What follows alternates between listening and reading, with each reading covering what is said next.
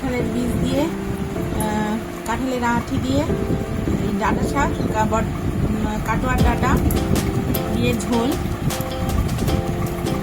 দিয়ে, আলু দিয়ে, কুমড়ো দিয়ে চচ্চড়ি দিয়ে দারুণ খাওয়া, খুব ভালো লাগে। এটা আছে, আর আছে আজকে এটা দিয়ে দারুণ হয়েছে।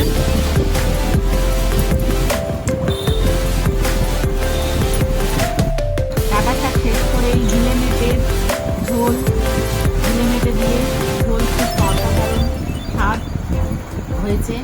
ঝিলে মেটে খাচ্ছি, এই যে দেখুন আজকে এটা রাতের মেনু। মানে বন্ধুরা দারুণ হয়েছে, অপূর্ব অপূর্ব স্বাদ।